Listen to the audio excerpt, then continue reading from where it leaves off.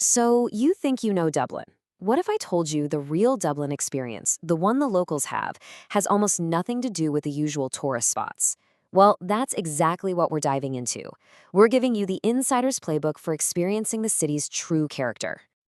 And where are we getting all this great info? From this fantastic guide, Dublin Like a Local. It is absolutely packed with tips from the people who actually live and breathe this city. We've taken all that gold and boiled it down into a 5-minute playbook just for you. So, what does that difference between a tourist trip and a local's weekend actually look like? Well, it's kind of night and day. A visitor, they're probably making a beeline for the Guinness Storehouse. A Dubliner, on the other hand, they're on the hunt for the city's best Korean fried chicken, poking into vintage boutiques, and tracking down a really good poutine cocktail. That's the Dublin we're going to explore. Okay, first things first. To really get Dublin, you have to get into the local mindset. It's not just about the places you go, it's about how you see the city. So let's break down what makes a Dubliner tick. You see, to get the soul of Dublin, you gotta understand its people. Dubliners have this fierce pride in their city, a truly wicked sense of humor, and they genuinely love to just stop and have a chat. But the secret ingredient? It's a cheeky sense of divilment. It's this mischievous little spark, this feeling that adventure is always, always just around the corner. Travel writer Nicola Brady absolutely nailed it with this quote. Dublin might look like a city, but it really does have the heart of a village. It's compact, it's friendly, and you never know who you're going to bump into. Tapping into that cozy village-like feel is the real key to it all. Next up, if you want to live like a local, you have to sync up with the city's natural rhythm. Life in Dublin changes pretty dramatically with the seasons, and each one has its own special rituals. So in spring, it's all about St. Paddy's Day, for sure, but also enjoying those longer evenings, what locals call the grand old stretch, with picnics in the park. Come summer, you'll find Dubliners taking a very brave leap into the Irish Sea for a swim or just soaking up the festival vibes. When autumn rolls in, the mood shifts to cozy fireside pints in a pub and checking out theater and culture. And winter, it's just magic, with all the festive lights and browsing weekend markets for cool local gifts. All right, now for the really practical stuff, the nitty-gritty. These are the unwritten rules of Dublin. This is your crash course for fitting right in.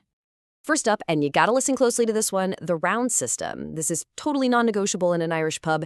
If you're with a group, each person is expected to take a turn buying a round of drinks for everyone. It's that simple, but believe me, it is absolutely essential to know. Dubliners love their brunch, but here's the deal. It is strictly a weekend ritual. The whole scene starts to heat up around 11 a.m. If you show up any later, especially at a popular spot, just be prepared to wait in line for a table. It's all part of the experience.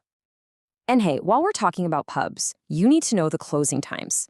Last call is 11:30 p.m. on weeknights. You get an extra hour till 12:30 on Fridays and Saturdays, and it's an earlier 11 p.m. on Sundays. Don't worry, you'll get a solid half hour of drinking uptime after that. And here are a few more rapid-fire tips. Ready?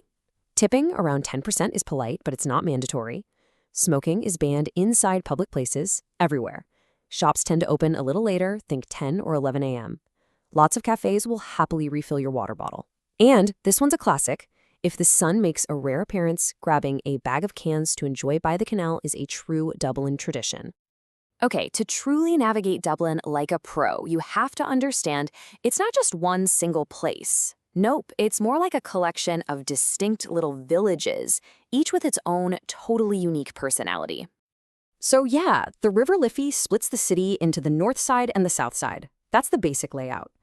But the real magic, the real character of Dublin, that's found in its different neighborhoods. So let's help you find your vibe. If you want arty and quirky, you head to the Creative Quarter. The Docklands, also known as Silicon Docks, that's the modern tech hub with bougie bars. Phibsborough is trendy with a great community feel, perfect for a chill afternoon. Craving a cute fishing village with amazing seafood? You go to Howth. And the Liberties? It's this incredible mix of old-school Dublin and cool new breweries and distilleries. So, we've covered the mindset, the rhythm, the unwritten rules, and the map of the city's villages. So what's the final piece of advice that ties it all together? It's this, right here.